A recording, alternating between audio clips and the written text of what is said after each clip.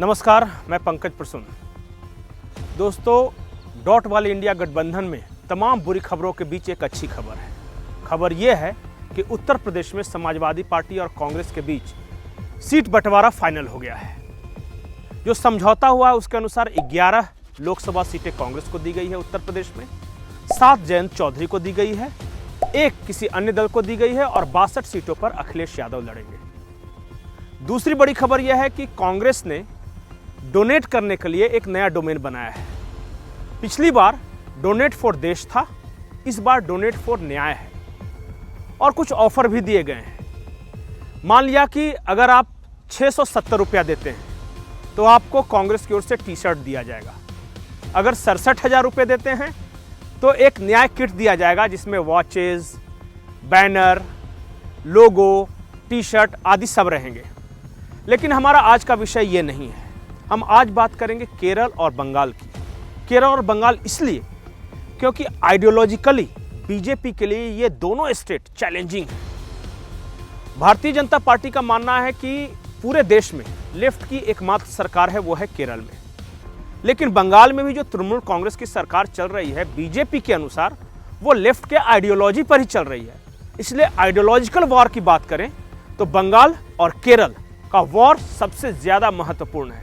इन दोनों स्टेट में क्या हो रहा है ये सब आपको बताएंगे, लेकिन उससे पहले आप हमारे चैनल को सब्सक्राइब कर लें, इस वीडियो को लाइक कर लें।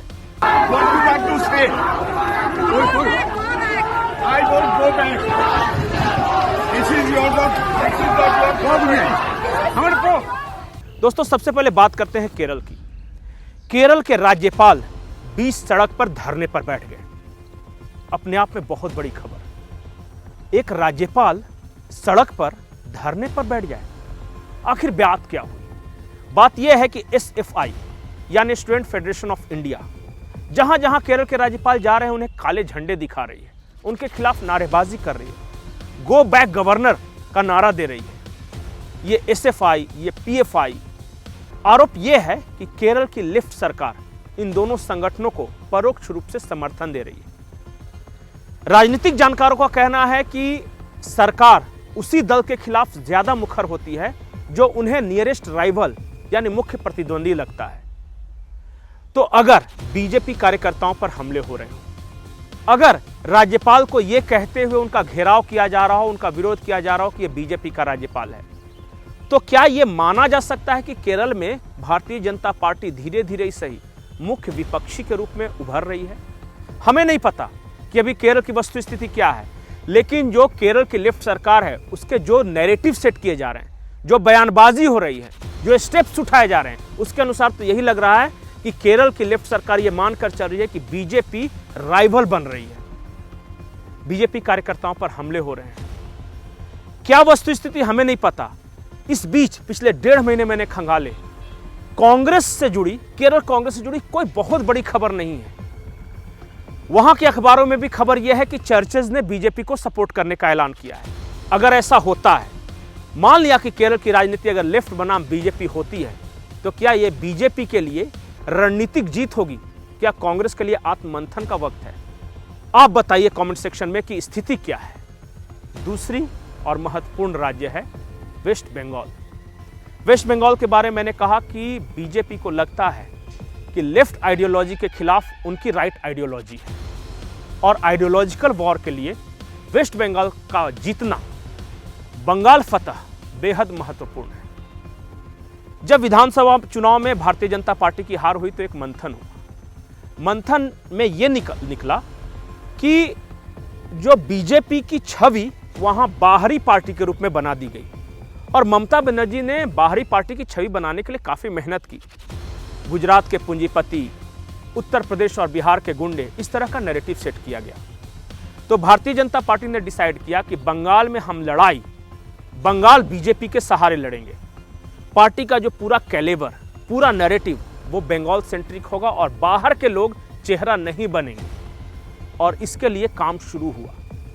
आपको जानकर यह हैरानी होगी कि बंगाल में राष्ट्रीय स्वयंसेवक संघ यानी RSS की 21,000 शाखाएं चल रही हैं और ये शाखाएं छोटे छोटे शहरों में चल रही हैं, गांव में, कस्बों में। इन शाखाओं से क्या परिणाम निकलेंगे?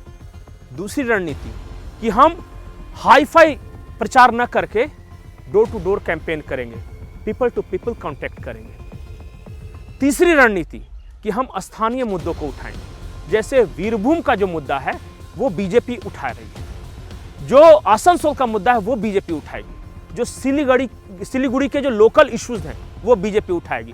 किसी भी तरह इस बार ममता को बाहरी जनता पार्टी का लेवल लगाने के लिए अलाउ नहीं करना है, परमिशन नहीं देनी है। हो सकता है कि दिल्ली की मीडिया में बंगाल बीजेपी को लेकर कवरेज ना हो सकता है कि बाहर के लोग बहुत ज्यादा बात नहीं करें, लेकिन जमीन पर बीजेपी का बहुत काम हो रहा है। कैडर बनाया जा रहा है, कार्यकर्ता जोड़े जा रहे हैं, लोगों को पार्टी से जोड़ा जा रहा है। इसका क्या परिणाम निकलेगा? जो बंगाल की जो इंटेलिजेंसिया है, वहां के जो पत्रकार हैं, जो राजनीतिक जानकार हैं, जो बंगाल की राजनीति को जानते हैं, उनका कहना है कि बीजेपी की यह रणनीति बंगाल में कारगर है। बंगाल में बीजेपी 2019 के मुकाबले बढ़िया परफॉर्म करेगी। उनका कहना है कि शायद इसी वजह से ममता बनर्जी ने कांग्रेस और सीपीएम को किनारे कर दिया। ममता बनर्जी चाहती है कि टीएमसी का मुख्य मुकाबला भारतीय जनता पार्टी से हो। दो पार्टी सिस्टम हमेशा बंगाल में रही है और इस बार मुख्य राइवल बीजेपी है, टीएमसी का मुख्य राइवल। ममता बनर्जी का आकलन है कि सीपीएम या कांग्रेस कितना भी गठबंधन कर लें, उनको कम से कम 0 और ज्यादा से ज्यादा 2 से 3 सीटें आएंगी, इससे ज्यादा नहीं आने वाली। तो क्यों ना बीजेपी और टीएमसी के बीच की लड़ाई से बनाई जाए। इसका भी इनडायरेक्ट फायदा बीजेपी को होने वाला है। बंगाल की राजनीति के जानकार कहते हैं कि कहीं इस बार 50-50 न हो जाए। टीएमसी को पता है कि जमीन पर बीजेपी की ताकत बढ़ रही है और अगले लोकसभा चुनाव में आश्चर्यजनक परिणाम आ सकते हैं बंगाल के। आपको यह वीडियो कैसा लगा? हमारा मुद्दा कैसा लगा? केरल और बंगाल को लेकर आप क्या सोचते हैं? कमेंट सेक्शन में जरूर बताएं। नमस्कार।